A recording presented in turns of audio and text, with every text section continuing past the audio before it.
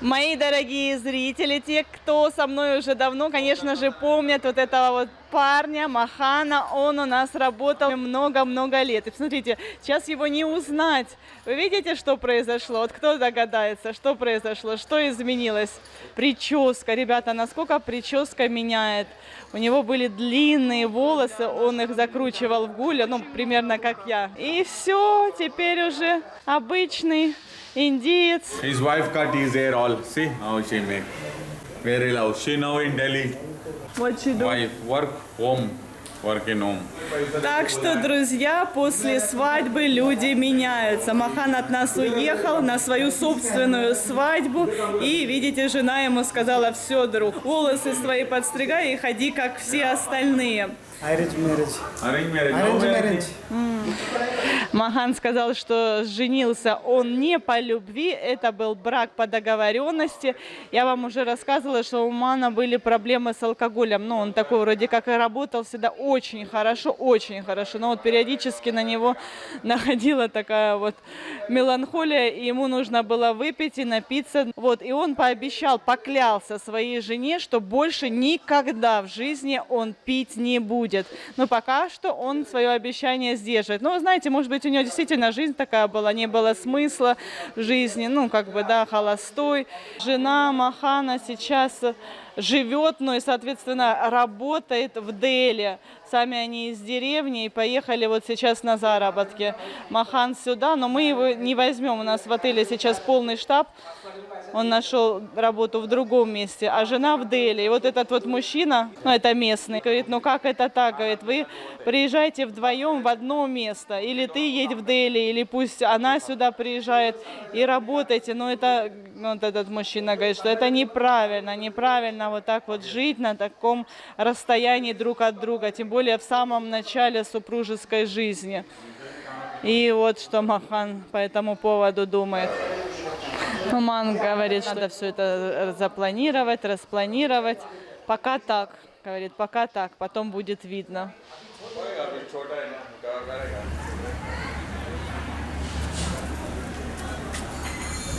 Всем привет, меня зовут Наташа, и вы на канале «Замуж в Индию». Друзья, сегодня мы пойдем всей семьей искать новое жилье, и я вас приглашаю вместе с нами. Радия тоже вместе с нами пошла, но ей просто интереснее прогуляться, чем сидеть дома. Для тех, кто не в курсе, поясню, после сентября нам предстоит покинуть отель Мадумалти. Как это не прискорбно звучит, но...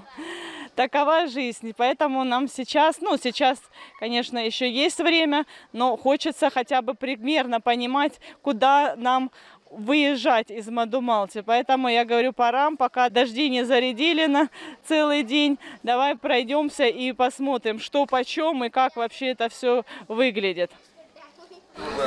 Парам говорит, что вот этот вот домик сдается, но сейчас никого нет, сейчас нет человека, который бы нам открыл бы и показал. Потому что, ну, так вроде бы как он и неплохо выглядит, но очень важно посмотреть, что там внутри. Парам еще издевается, говорит, покажи вот это, говорит, это для тебя лучшее место. Спасибо тебе, дорогой муж. Thank you very much. А да, еще и Артур показывает, вот еще рядом с канализацией. И там еще есть. Говорит, и там еще где-то канализация. Это Парам считает, что это лучшее место для нас. Ну, я понимаю, что он пошутил, но даже такие шутки мне не нравятся. А? Красок еще что-то нет. Там канализация и красок что-то нет в этом доме. Мне нравится, чтобы было лучше. Красок, Артур говорит, нет, не покрасили этот дом. Говорит, пойдем искать что-то получше. Пойдем искать что-то получше.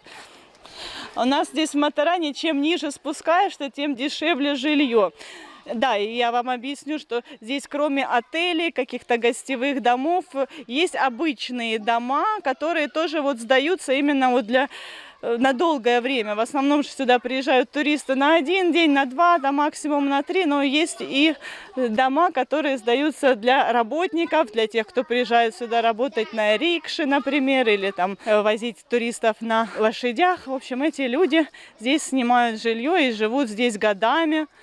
И вот сейчас мы как раз рассматриваем именно такое жилье. Ну, годами мы здесь не планируем по-любому жить, ну, скорее всего, до окончания 2 класса. В общем, посмотрим. Я пока еще ничего не вижу, поэтому не загадываю.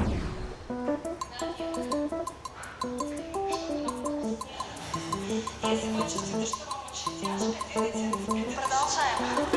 4, 3, 2 и захлёст. По одному разу в каждую сторону. Мои дорогие зрители, вот уже больше месяца я занимаюсь фитнесом на платформе FitStars. И, как я и обещала, делюсь своими результатами, но я думаю, что вы все заметили, что действительно я похудела, и фигура стала лучше, даже Парам отметил. Сейчас я напомню для вас, для всех тех, кто, может быть, не смотрел тот предыдущий выпуск, напомню вам, что это за платформа. Так вот, девочки, все мы с вами хотим быть активными, здоровыми и находиться в замечательной форме. Поэтому я предлагаю для вас очень удобный вариант для того, чтобы всего этого добиться: домашние тренировки на FitStars с лучшими тренерами. Я продолжаю заниматься тренировками для похудения, а также мы периодически с Нихой устраиваем танцы под зумба. Это очень весело, это здорово, и результат, как вы видите, действительно налицо. Всего-навсего нужно от 7 до 30 минут свободного времени в день и никакого специального оборудования. На FitStars более 1200 разнообразных тренировок по 80 программам. Йога, зарядка, растяжка, зумба, пилатес. Очень много всего, друзья. Причем не нужна никакая специальная подготовка. Абсолютно для всех подходят все эти программы. И результат вы увидите уже через пару недель. Также, девочки, на платформе есть раздел питания с рецептами, с расчетом калорий, с целым курсом об основах рационального питания. Я думаю, что вы все прекрасно понимаете, что правильное питание не менее важное значение имеет, чем все эти тренировки. Я вам уже говорила, что сама оформила безлимитную подписку. Это на самом деле очень удобно, вам тоже советую. Сейчас я занимаюсь по программе для похудения, также зумба, еще ягодицы подкачала. Еще классно, что у них есть программы для детей до 3 лет в игровой форме. Заинтересует любого ребенка. Ну, Артуру, например, очень нравится. А сейчас, внимание, у меня отличная новость. Только неделю по промокоду «Замуж в Индию» все тарифы по 70%. Безлимит всего 3990. Это, по-моему, дешевле даже, чем абонемент в спортзал. У меня, кстати, тоже тариф безлимитный. Это действительно очень удобно. Так что, друзья, я ссылочку оставляю, как обычно, в описании под этим видео, а также закреплю в первом комментарии. Давайте заниматься вместе на FitStars. Так, все, друзья, пришла Ниха, так что будем заниматься.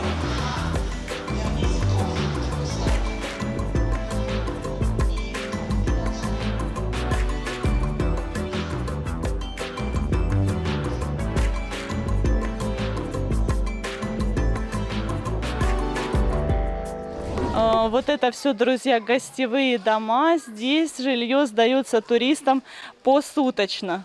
Нам этот вариант не подходит, потому что посуточно, естественно, это дорого. Где-то 1000 рупий, может быть 800 рупий. Что-то вообще ничего нет. Может быть, сейчас какое-то такое время года, что то, что мы планировали посмотреть, те дома, которые я раньше видела, которые мне нравились, сейчас там жильцы. Может, конечно же, до сентября все поменяться, но в основном здесь, когда снимают, ну, хотя бы месяца на 3, поэтому может и не поменяться. Ну, я же говорю, поэтому мы и раньше решили. Мне, честно говоря, больше хотелось бы съехать, просто сейчас вот именно вот в это время года, когда сезон дождей, я думаю, вы все поняли, что у нас сезон дождей, видите, я уже в резиновых сапожках своих новых. Так вот, в это время туристы у нас такие специфические заселяются. В отель любители костра и песни, в общем, такие вот а романтики забулдыги. Это ужасно. Вот последняя ночь была настолько тяжелая. Они всю ночь песни поют, разговаривают громко. То есть это компания где-то из 5-6 мужчин взрослых. И они вот это вот всю ночь, извините за выражение, бухают. И очень плохо себя ведут, что ну даже страшно. Вот я вам рассказывала, что когда-то даже драка была, что мне даже пришлось ввязаться в эту драку. Что, сыночка? Это меня Артур Сарадия позвали. Говорит, давай где-то здесь искать жилье рядом с водопадом. И вы сейчас посмотрите, что это за водопад. Водопад из всех вот этих вот сточных вод. Канализация. Вау, фу, идемте отсюда, воняет здесь. Это же хорошее место. Вот видите, есть такой неприятный запах, надо отсюда быстрее уходить. Смотрите, малышу какую шапку теплую надели.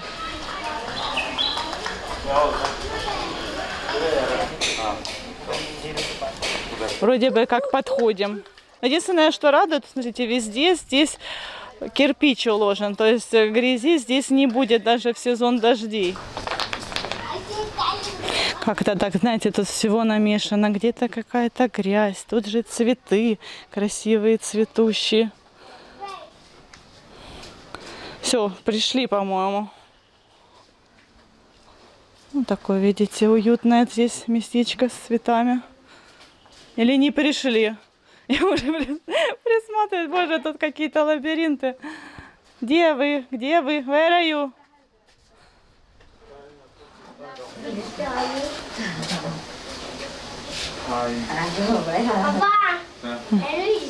Ну, тут, видите, уже кто-то живет. Может быть, тут какую-то комнатушку сдают.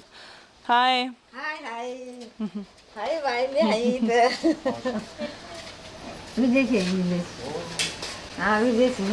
Ого, смотрите на возвышенности. Ну, опять же, вот, видите, под низом ручей. Ручей из канализации. Ага, сейчас покажу. Вот еще обезьяны здесь. Но сейчас не сильно вонять, потому что сейчас у нас дождь прошел. Канализация вперемешку с дождевой водой уже, ну, такой прям запах резкий не имеет. So where is this room? Best place for you. Иди покажи. Артур говорит, ты будешь в шоке. Да, не, мне такое не подходит. То есть вы видите, вот такая вот маленькая комнатушка. А? Хоть одну хорошую, там есть велосипед, но в целом неплохо. И зачем эти все дрова, а? Парам, so how much it monthly? 3,000. 3,000.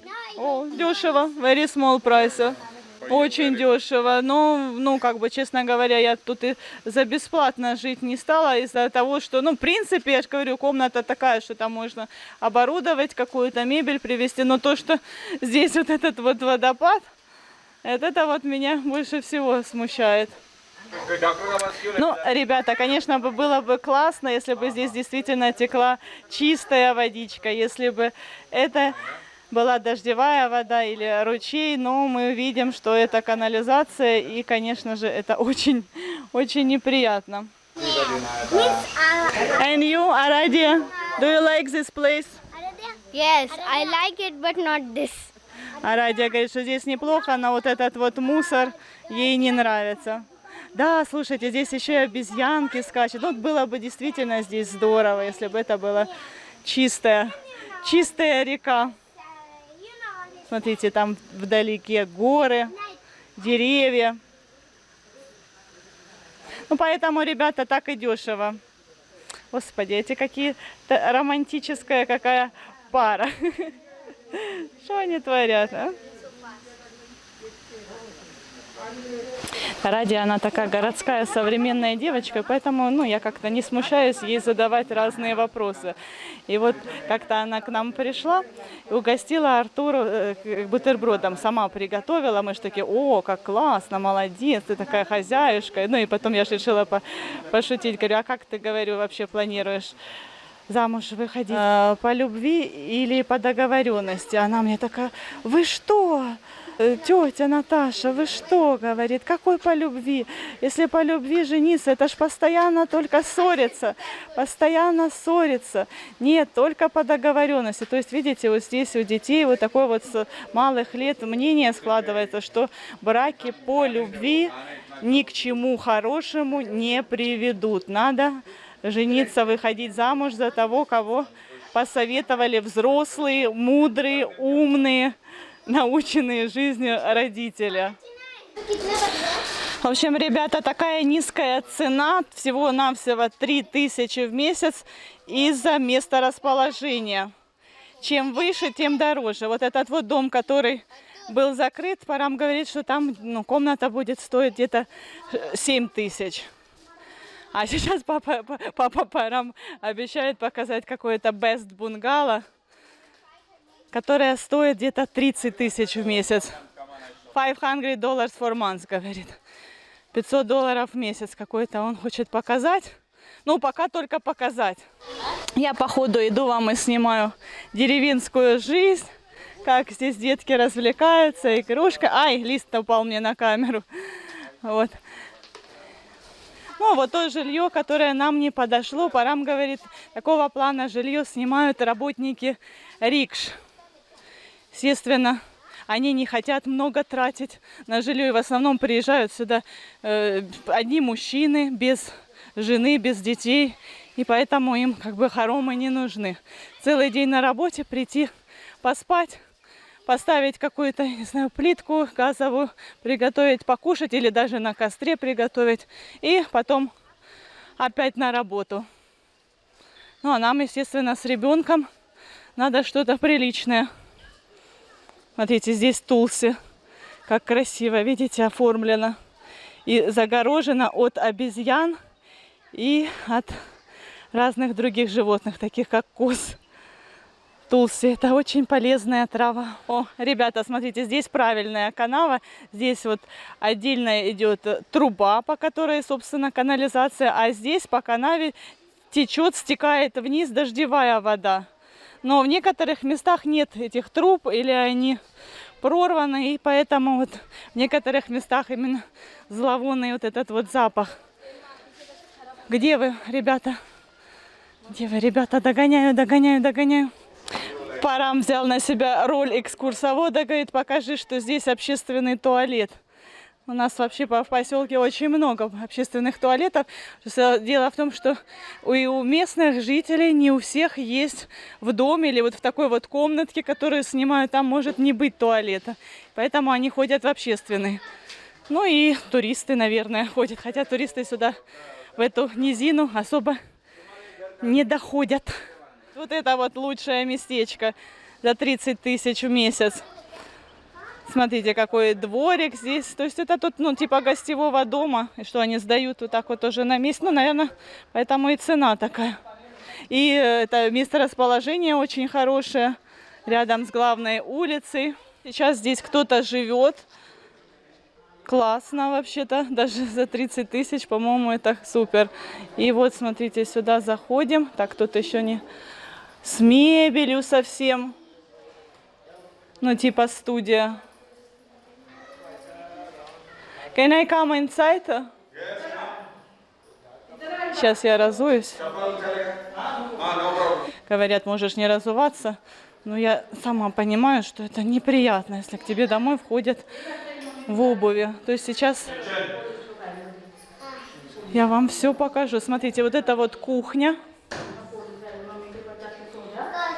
Но мне нравится, так действительно жить можно. I like it. So they give all this, все они дают. И мебель, и, соответственно, холодильник. Всем можно пользоваться. Смотрите, какой интерьер. Ну, это Артур такой говорит, так действительно здесь классно. Ну, действительно классно. Смотрите, нормальная спальня, телевизор напротив, зеркальце, боже, здесь действительно классно. Даже есть, смотрите, детская. Артур, do you like it? Yeah. Артур настолько привык жить в одной комнате вместе, говорит, папа, ты что, сошел с ума? Мы должны спать в одной комнате. Ну, папа ему говорит, что это твоя, типа, комната для тебя. Он говорит, нет, ребенок еще не понимает того, что у него может быть в будущем отдельная комната. И вот, смотрите, такое, как панорамное окно, тоже классно. Хорошо, примери, Артур. Меряет мои сапоги. Так они ему нравятся. Вот, смотрите, Парам берет номер. Я хочу здесь жить, но реально мне нравится, вообще обалденно. Nice, да? А Радия тоже в восторге. Like a hotel, not any home. This бунгало. Bungalow. This is bungalow. Да? This called бунгало? Yes, Bungara. А сейчас, друзья, мы находимся рядом с домом Бавина, который он тоже сдает. Ну, вы знаете, что сейчас он живет в роскошном двухэтажном доме вместе со своими родителями, с братом, с женой брата. На первом этаже они живут, а на втором этаже 5 комнат, 5 номеров, которые они сдают туристам. А вот в этом доме, друзья, Бавин жил раньше, когда он был маленьким, когда еще ходил в школу, когда еще родители не заработали на новый классный дом. Жили вот в таком вот простом, ну, в принципе, нормальный, такой большой домино достаточно. Ну, тут, конечно же, там туалет на улице. Вот это вот, видите, отдельно туалет. Несколько комнат, кухня, ну, в принципе, неплохой, но как бы локация не очень, месторасположение. Ну и сейчас мы попытаемся зайти. Бавин говорит, сейчас этот дом у него снимают 2 парня, да, two boys, 2 парня, которые приехали из штата Утар-Прадеш сюда в Матеран на заработки. Один из них работает в ресторане, а другой работает где-то в кафе. Сейчас я уточнила, что там живут не просто 2 парня, а 2 мужчины со своими семьями. И платят они по 5000 рупий, соответственно, семье. Ну и я не знаю, собираются ли они выселяться, судя по всему, нет. Это я вам больше, как бы, знаете, для вас показала. Дом Бавина. Но нам похоже, что он не светит. Ну что, сынок, подводим итоги. Тебе что-то понравилось? Ну, только тот, который, ну, у нас... Который за 30 000, я так поняла, да? Ну, то и мне понравилось, но, ребята, это очень дорого, очень. Я думаю, даже вы со мной согласитесь, что 30 000 платить каждый месяц за жилье, это уже занадто. Ну, а то, что по цене нам подходит, то, честно говоря, и даром нам не хочется. В общем, будем еще искать. Бавин, кстати, сказал, чтобы мы после сентября из Матерана не уезжали, искали жилье только здесь, потому что он в этом году планирует жениться, да, друзья, и хочет, чтобы мы погуляли на его свадьбе. Интересно, что Бавин планирует жениться, тогда как на горизонте у него даже нет никакой невесты, нет никакой девушки, а он еще и жениться хочет по любви, да еще и на иностранке. Так откуда же такая уверенность? Так вот, приходил к ним опять астролог, он уже приходил раньше, сказал, что в этом году, и вот в этот раз он опять подтвердил. И действительно, этому астрологу можно верить. В прошлый раз, когда он приходил, у них была очень большая проблема. Брат Бавина, Пратик, со своей женой все никак не могли обзавестись потомством. Что они только не делали, обращались к разным докторам, ничего. А этот астролог в тот прошлый раз сказал, вы должны спать в другой спальне. То есть у них 3 спальни, и они поменялись. Сейчас они спят там, где раньше спали родители, а родители, соответственно, у них. И, короче говоря, да, свершилось. Сейчас она ждет ребенка, после этого не верит всем этим астрологам. Так что я думаю, что свадьба действительно будет, и это как раз-таки веский повод, чтобы остаться нам здесь. Ну, пора, правда, еще... Ой, ладно, я уже, наверное, в следующей серии об этом расскажу. Что-то я затянула. В общем, Парам не очень хочет оставаться здесь, в Матеране. У него другие планы. Он думает к себе на родину. В общем, ладно, друзья. До свидания, до скорых новых встреч. Пока-пока. Увидимся совсем скоро. Подписывайтесь на наш канал, впереди вас ждет еще много всего интересного.